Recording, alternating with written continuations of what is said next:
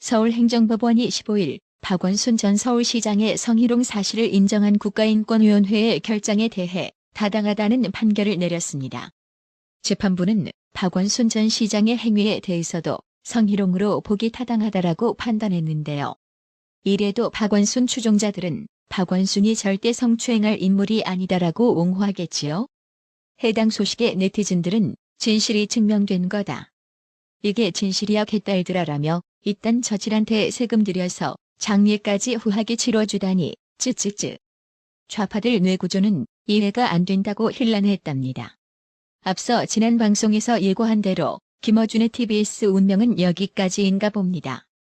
정치적 편향성 논란에 휩싸인 TBS의 서울시 예산 지원을 끊는 조례안이 15일 서울시의회 상임위원회를 통과합니다.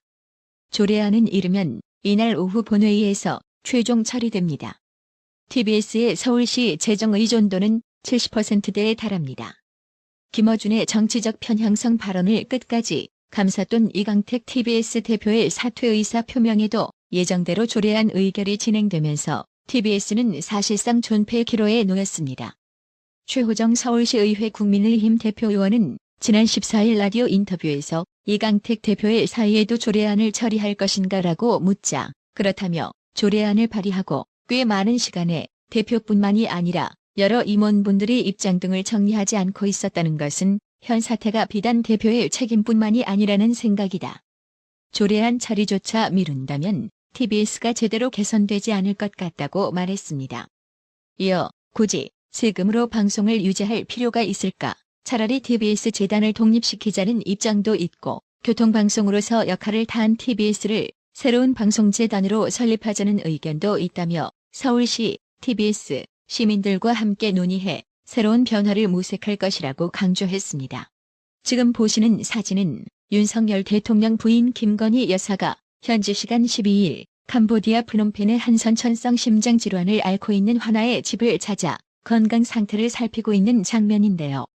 김건희 여사의 이러한 행보에 민주당 장경태 최고위원의 입에서는 빈곤 포르노 화보 촬영이라는 미친 발언이 터져나왔는데요. 직접 들어보고 가실게요. 김건희 여사의 빈곤 포르노 화제 화보 촬영이 논란이 되고 있습니다. 가난과 고통은 절대 구경거리가 아닙니다. 국민의힘은 15일 윤석열 대통령의 동남아 순방에 동행한 김건희 여사의 행보를 빈곤 포르노 화보 촬영이라고 비판한 더불어민주당 장경태 의원을 국회 윤리특위에 제소하기로 했습니다. 국민의힘 주호영 원내대표는 국회에서 열린 원내대책회의 후 기자들과 만나 장경태 의원의 빈곤 포르노라는 아주 왜곡되고 잘못된 것에 대해서도 품위 손상을 이유로 윤리위 제소를 준비하는 걸로 안다고 말했습니다.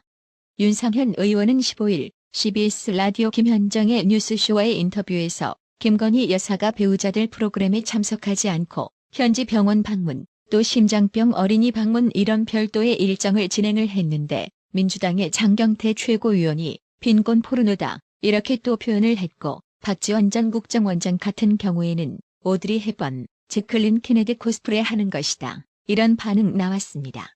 어떻게 생각하세요? 라는 김현정 진행자의 질문에 윤상현 의원은 이걸 보면 김건희 여사에 대한 공격이 도를 넘습니다. 이게 완전히 스토킹이에요, 스토킹. 그런데 박지원 원장 같은 경우는 정치 원로시잖아요. 한마디로 말씀하신 거 보면 초선 의원보다도 더 거친 표현을 하시고요. 또 누구 말씀하신 장경태 최고위원 포르노다? 아니, 저는 빈곤 포르노가 무슨 말인지 모르겠어요. 예전에 우리가 잘 아는 김회자 선생님도 그런 활동 많이 하시지 않았습니까? 라고 반박했습니다. 한 온라인 매체가 이태원 압사 참사 희생자 158명 중 155명의 이름을 유족 동의 없이 공개해 논란이 커지고 있는데요. 이제부터 그 논란을 시간 순서대로 정리해 전해드리겠습니다. 한동훈 법무부 장관은 14일 이태원 참사 희생자 명단 공개와 관련해 유족과 피해자 의사에 반하는 무단 공개는 법적으로 큰 문제가 있다고 생각한다고 밝혔습니다. 한동훈 장관은 14일 국회 예산결산특별위원회 비경제부처 부별 심사에 출석해 일방적인 명단 공개가 유가족에게 깊은 상처가 되지 않겠느냐는 국민의힘 조수진 의원의 질의에 이같이 답했습니다. 직접 들어보고 가실게요. 더불어민주당과 이재명 대표는 12구 참사를 세상을 떠난 분들 명단과 영정을 공개하자는 그런 주장까지 꺼냈습니다. 그리고 친야 매체 이계사는 사망자 명단 전체를 유가족의 동의 없이 일방적으로 공개를 했습니다. 이거 유가족에게 굉장히 깊은 상처가 되지 않겠습니까? 저는 유족과 피해자의 의사에 반하는 무단 공개는 이 법적으로 큰 문제가 있다고 생각합니다. 유족에게 큰 또 다른 상처가 되고 이거 법률적으로도 나중에 문제가 생길 수가 있는 것이죠. 게다가 지금 그 친야 매체라고 하셨는데요. 더 탐사하더라고요. 청담동 술자리 의혹을 제기했던 그런 단체가 마치 총대 매듯이 이렇게 국민적 비극을 이용하는 것에 대해서 저는 개탄스럽게 생각합니다. 네. 유족들은 끔찍한 2차 가해라고 분노를 쏟아내고 있습니다. 전문가들은 유족 동의 없는 희생자 공개는 참사의 비극을 정치화, 상품화하는 행태라고 비판했습니다. 유가족 A씨는 15일 처음에는 아이의 사고가 운이 나빠서인 줄만 알았는데 진정한 사과 없이 책임을 면피하려는 정부 인사와 이 참사를 정치적으로 이용하려는 야당 역시 모두 개탄스럽다고 말했습니다. 또 다른 유족 B씨는 정부의 대응은 뭔가라며 이태원 사망자들을 정부가 보호해줘야 하는 것 아니냐고 지적했습니다. 신율 명지대 정치외교학과 교수는 야권에서 사고 사망자 명단을 정치 쟁점화하려는 의도가 있는 것이라며 망자의 인권은 물론 유가족의 인권을 침해하는 측면이 있다고 비판했습니다. 여당인 국민의힘도 비판에 나섰습니다. 정진석 국민의힘 비상대책위원장은 이날 페이스북 글에서 유족의 동의 없는 일방적 사망자 명단 공개에 분노한다며 이는 유족의 아픔에 또다시 상처를 내는 것이다. 반드시 법적 대응이 필요하다고 밝혔습니다. 반면 더불어민주당은 공식회의 등에서 명단 공개 관련 언급을 일절하지 않았는데요. 명단 공개하라고 지랄하던 민주당은 명단 공개의 역풍이 휘몰아치는 장면을 보고 그새 또 태세 전환한 건가요? 송두환 국가인권위원장은 이날 국회에서 인터넷 매체의 사망자 명단 공개에 대해 굉장히 유감스럽게 생각한다고 밝혔습니다. 또 개인정보보호위원회가 이태원 참사 사망자 명단 공개와 관련해 유족이 개인정보 침해 신고를 하면 조사에 나서기로 했습니다.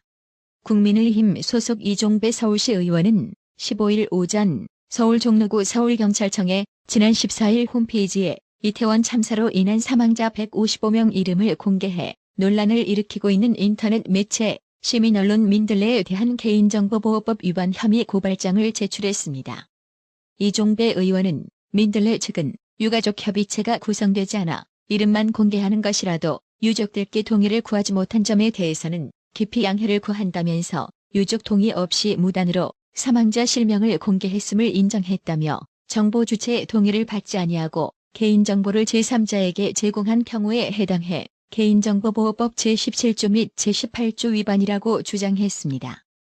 또 유족 동의 없이 사망자의 실명을 공개한 것은 명백한 2차 가해라며 철저한 수사를 통해 피고발인들을 엄벌에 처할 것을 강력히 촉구한다고 말했습니다.